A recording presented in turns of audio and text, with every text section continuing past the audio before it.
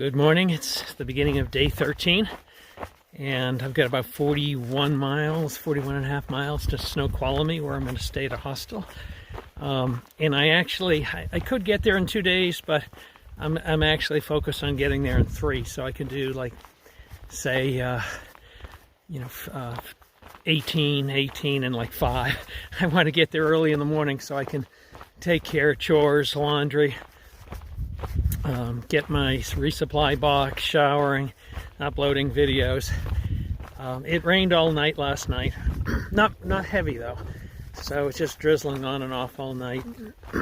It looks like a beautiful day today. It was raining until about 7. So I got lazy and just kind of waited it out. And I'm heading down the trail now, and it's all looking good.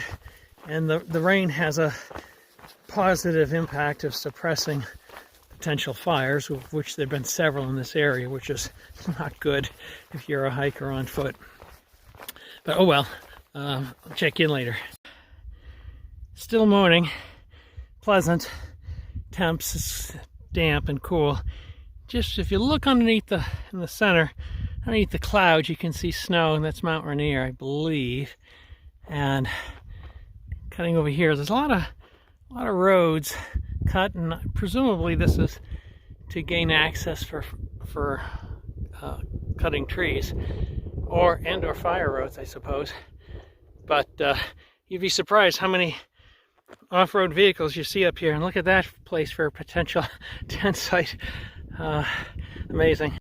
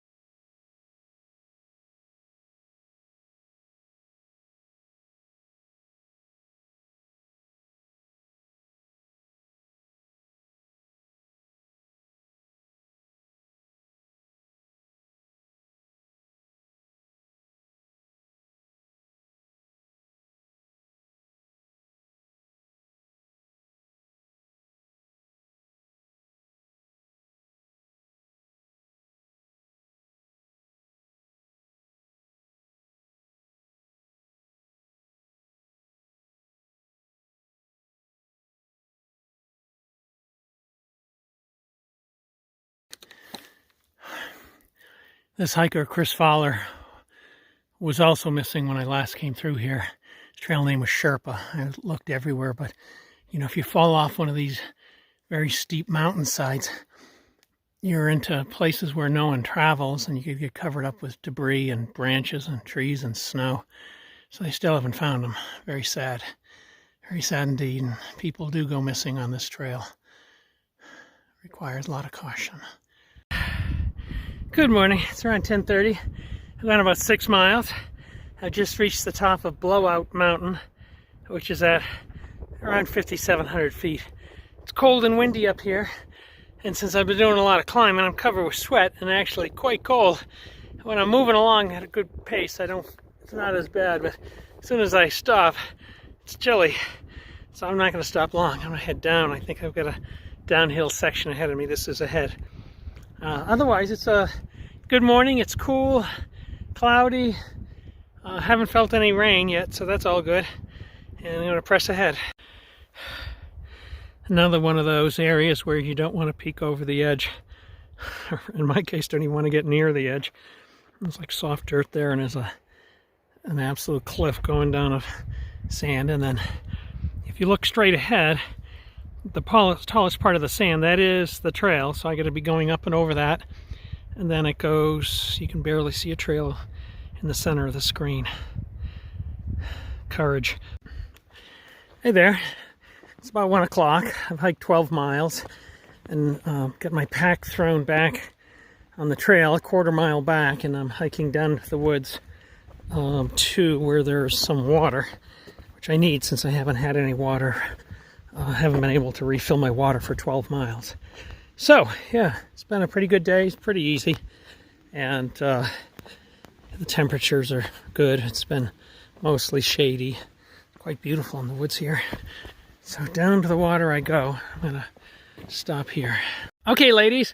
Okay, hi Pritch. I'm UI. I'm a hiker from Singapore, and I started at Campo on 27th April, and really excited to be walking the trail. And it was fun talking to you at White Pass, just a little bit about your experience working in Malaysia and stuff like that. So nice, thank you. It's great meeting you. Yeah. And I've got one more guest. I'm Atlas from Japan. I'm so excited. We are getting to Canadian border soon. Yes. Yeah, so happy trails. That's awesome. You know, one of the best things of this trail is seeing people from other countries. I think this year there's more Asians and more Europeans than there are Americans. are there? I think so. Think back at White Pass, all the Germans and the Swiss and the French, all the guys smoking cigarettes, those were the French. Yeah, so, which is great. Welcome to the U.S. If you look close, you can see the huckleberries on the bushes. This is a bear favorite. And they're like blueberries. And I had a few.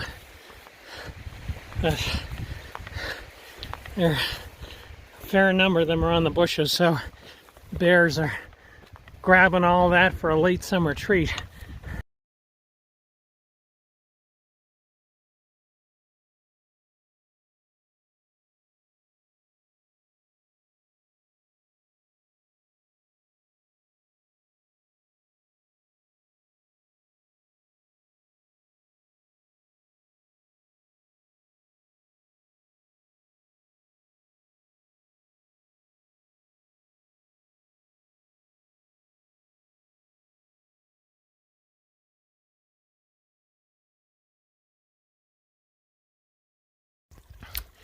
Hey there, it's 4:45. I was thinking of getting water here and camping in the woods, but in the water, I constructed a little waterfall and I was able to get water from this otherwise muddy pit and then filter it. And there is some pseudo tent sites in the woods, but holy smokes, you're at like a 30-degree angle. I'd roll down the hill into the muck. So despite being just feeling quite fatigued, I'm going to press ahead 2 miles. I think it's 2 point something. There's a tent site, and I'll dry camp there. I'm going to take out 3 liters from here, and that should get me tomorrow 6 miles beyond to the next water source. Kind of an odd looking, very smooth grassy area with these wildflowers of some sort. I've seen them before. They look quite nice when they're in bloom, but I've not seen them in such a grassy area before. Another hour. Keep going. Hey there, this is the end of day 13. I did 21.1 miles today. I expected to do less, but just because of campsites and water resources. So it was a good day. It wasn't terribly hard, which is great.